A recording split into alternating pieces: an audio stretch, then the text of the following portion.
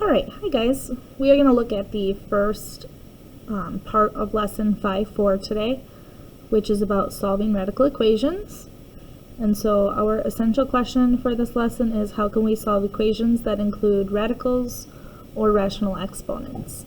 So today we are going to take care of the side where we have equations with radicals in them, and then tomorrow we'll take a look at equations with rational exponents. So we're going to start our lesson today with this explore and reason question, which says solve 3 times a plus 1 squared plus 2 equals 11.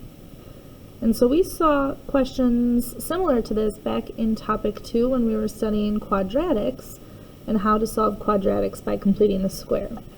So if you'll recall, the goal of completing the square was to get a perfect square trinomial that can be factored into a binomial squared, and then get that binomial squared alone so we can solve for a. So our first step here is going to be to isolate this expression that has a plus 1 squared. So to do that, we're going to start by subtracting 2 from both sides of our equation, and we get 3 times a plus 1 squared equals 9.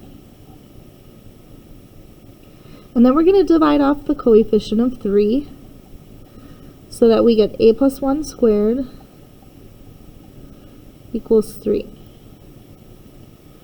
And now our a is located inside a group of parentheses that is being squared. So to get rid of a square, we use the inverse operation, which is a square root. So we take the square root of both sides. And so the square root and the square cancel each other out. We get a plus 1 equals, we should try to simplify square root of 3. However, 3 does not have any factors that are perfect squares other than 1. So we get plus or minus the square root of 3. And then last but not least, to solve for a, we subtract 1 from both sides. And we get a equals negative 1 plus or minus the square root of 3. Those cannot be combined because they are not like terms. Negative 1 does not have a radical with a radicand of 3. So those are our two solutions, negative 1 plus square root of 3 and negative 1 minus square root of 3. So next, it says try the method you used in part A to solve the equation 3 times the square root of a plus 1 plus 2 equals 11. So see if you could think through a way to do that.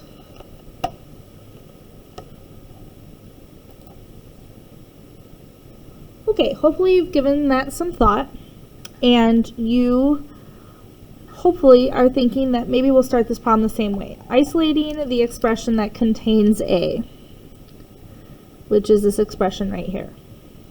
And so we begin this problem the same way. We start by subtracting 2, and we get 3 times the square root of a plus 1 equals 9. And then we divide by 3, and we get the square root of a plus 1 equals 3. And now because a is located under the square root, we have to get rid of the square root. Well, up here, when we try to get rid of a squared, we took a square root. So the inverse of square rooting is going to be to square both sides. And so we get a plus 1 equals 3 squared, which is 9. And now to solve for a, we subtract 1. And we get a equals 8.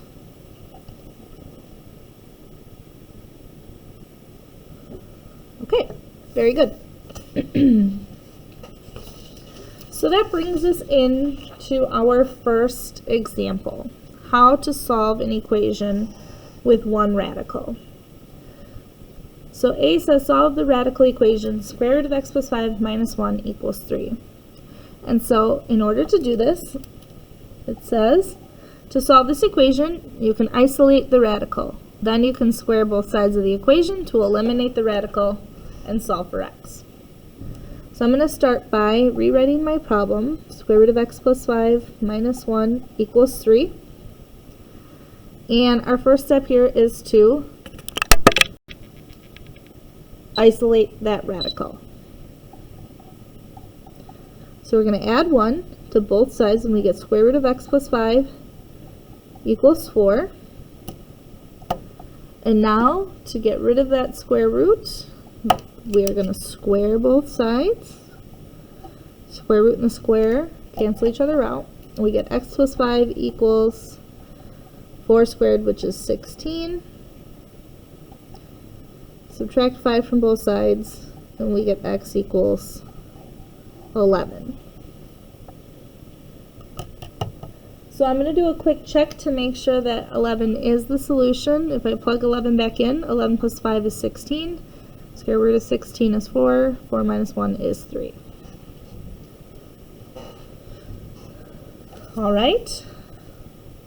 Let's try B. Here we have the cubic root of x plus 2 equals 4. So our first step is to isolate the radical.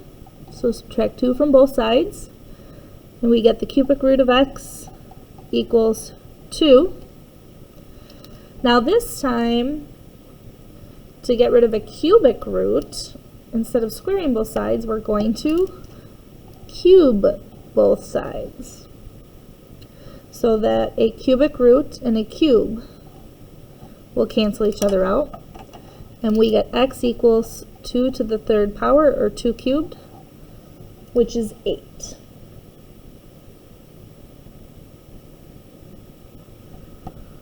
Okay, very good.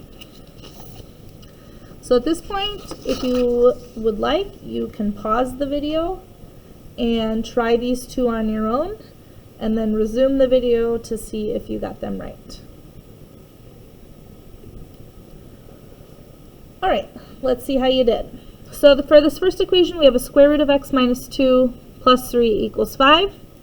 So our first step is to isolate the radical, subtract 3 from both sides, and I get the square root of x minus 2 equals 2.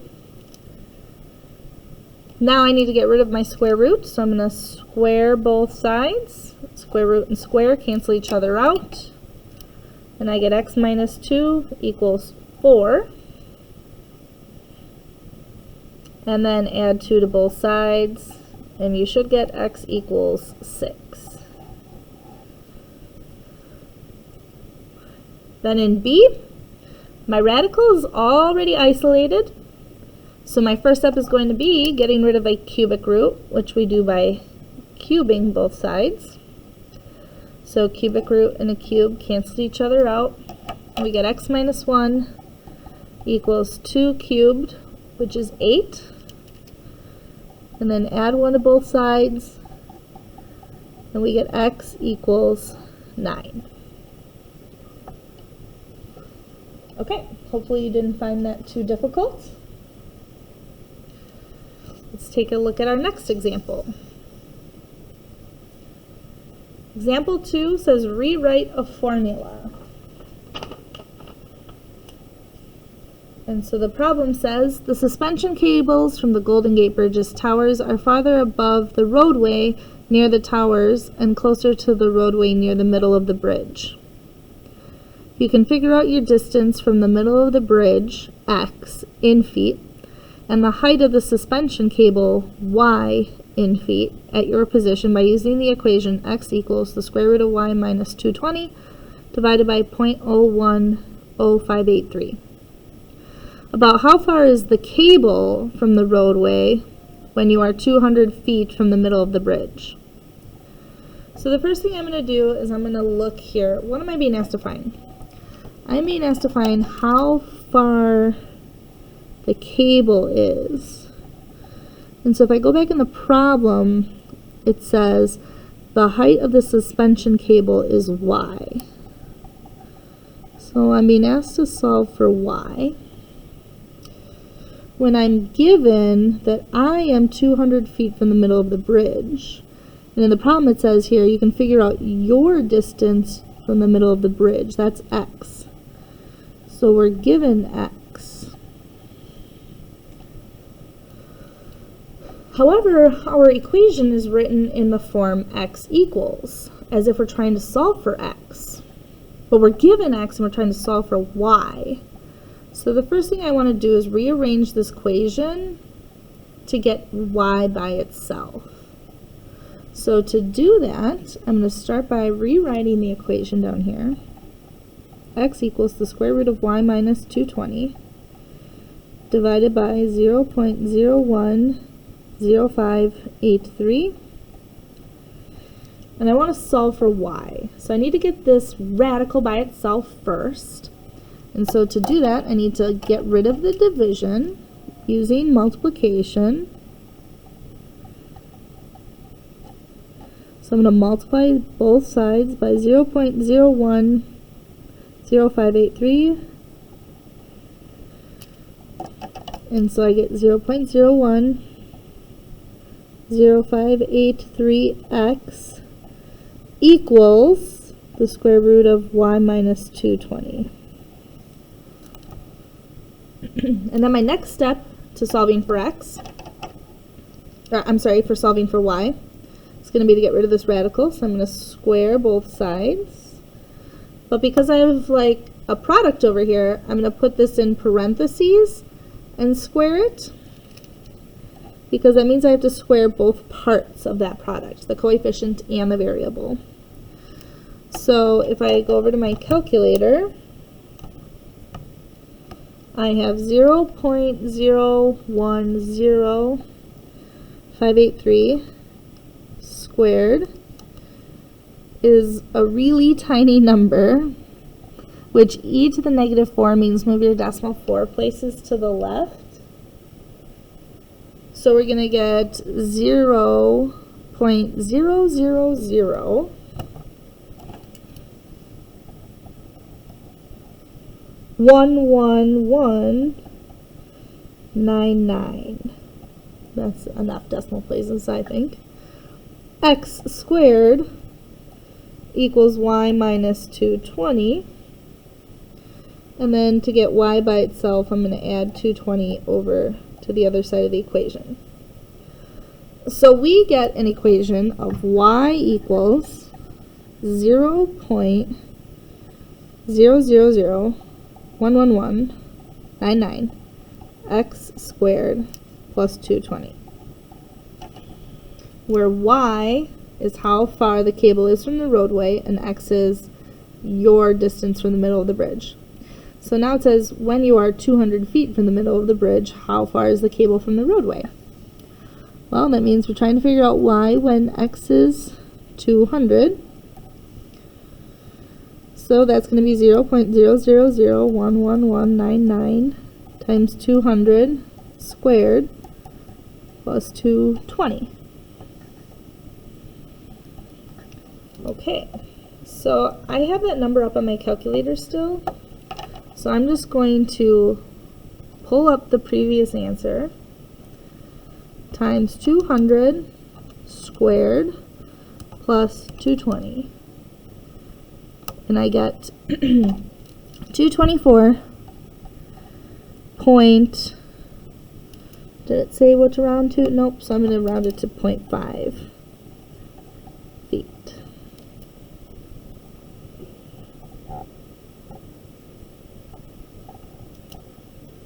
Okay,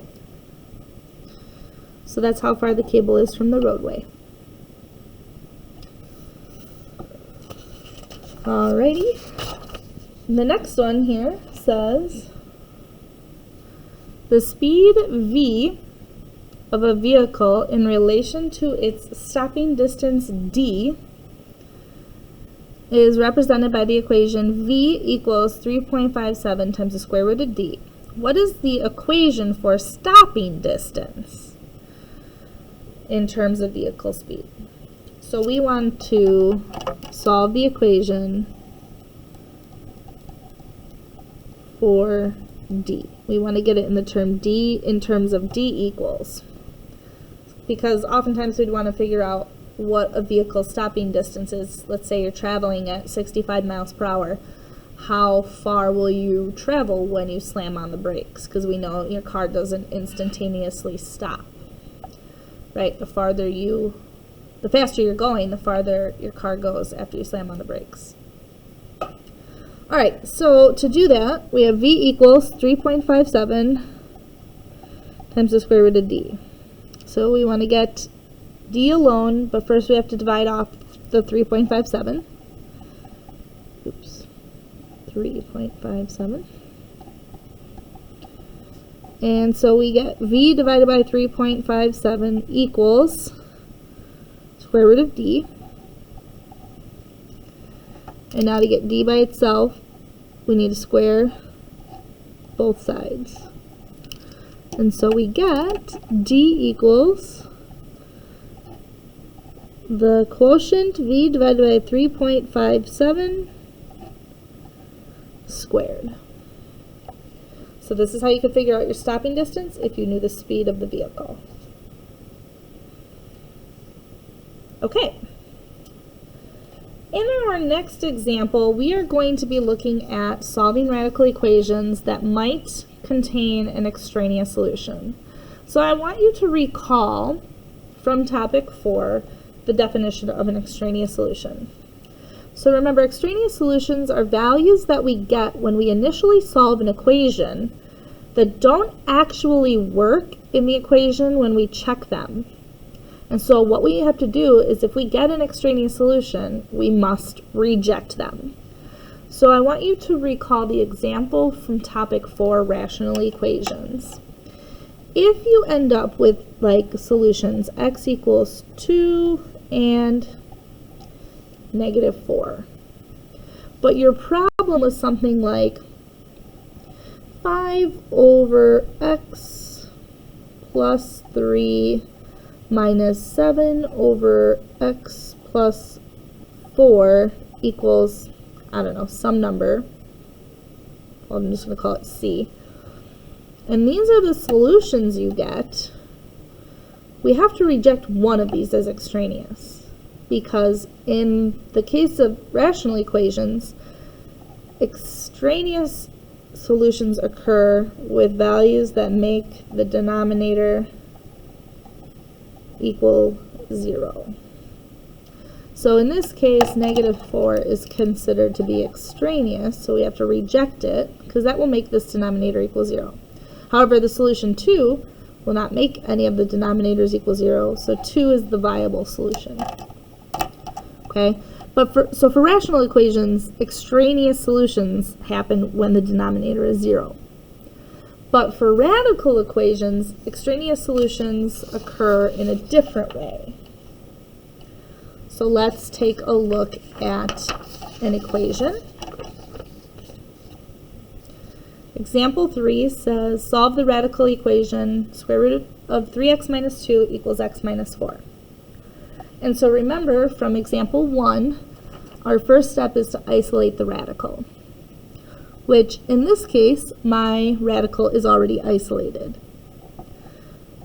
So then we want to get rid of that radical.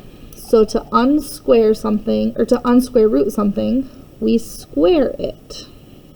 But if I square that side of the equation, I must square this entire right side of the equation. And what I end up getting is the square root and the square to cancel out. And I get 3x minus 2 equals x minus 4 squared.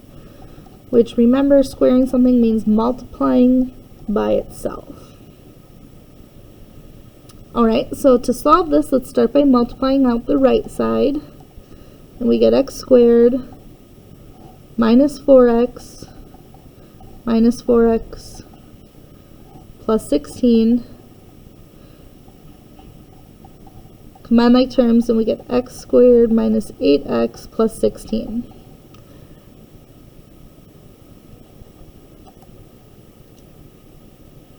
Okay, because this is a quadratic equation, we want to get set equal to 0. So I'm going to move everything over to the right to keep my quadratic term positive. So I'm going to subtract 3x and add 2. And that's going to give me 0 equals x squared minus 11x plus 18. And I'm going to try to solve this by factoring now. So because a is 1, I can shortcut factor this. Factors of positive 18 that add up to negative 11 are negative 9 and negative 2, which if I set those equal to 0, I get positive 9 and positive 2. Now, if I go back and check these in the original equation,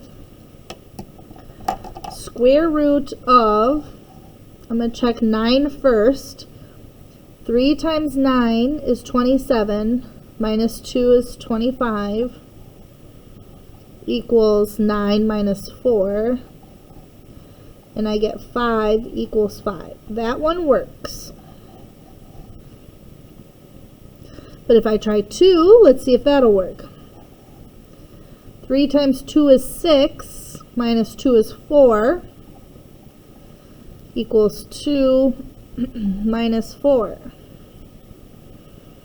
Well, square root of 4 is 2, but 2 minus 4 is negative 2.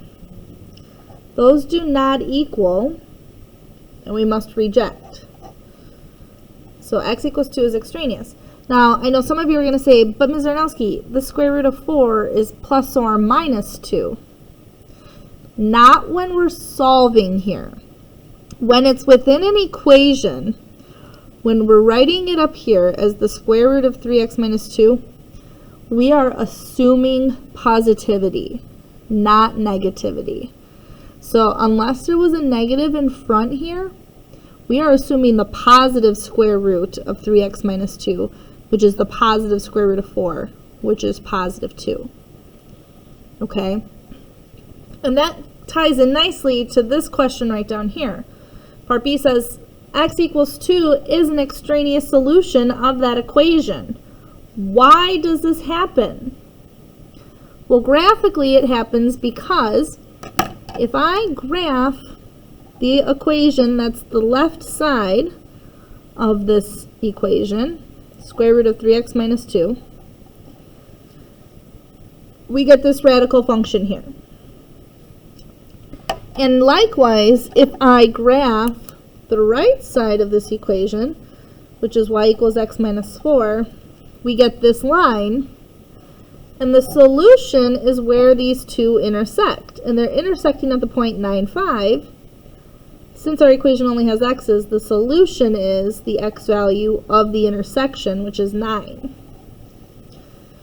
2 gets rejected because what's not happening here is this is a radical function. This only graphs the top half. But if you graph the reflection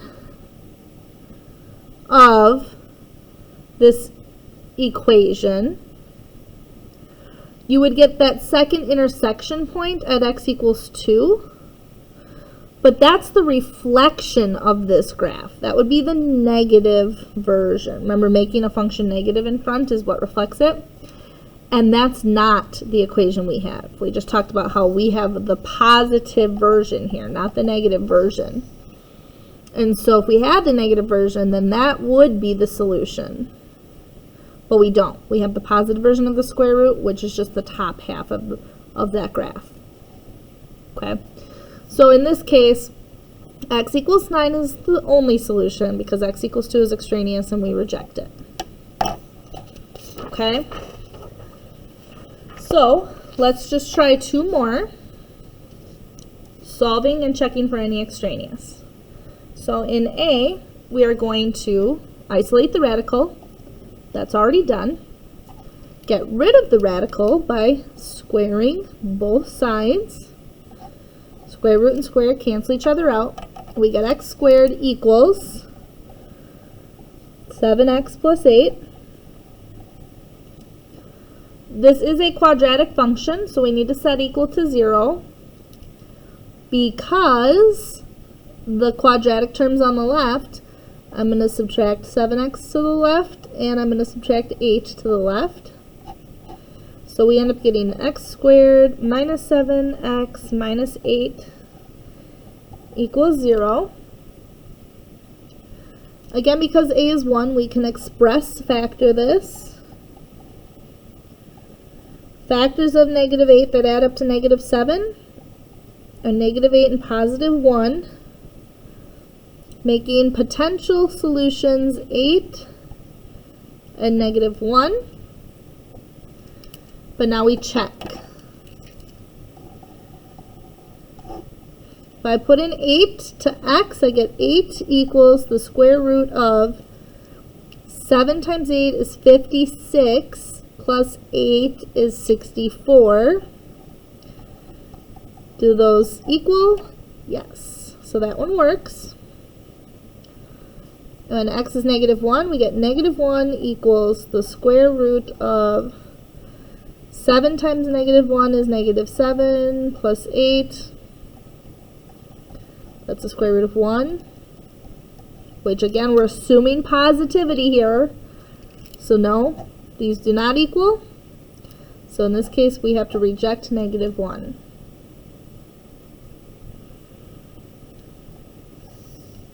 Okay, and last but not least, first step, isolate a radical. It's already done. Get rid of that radical by squaring both sides. Squaring a binomial means multiplying it by itself.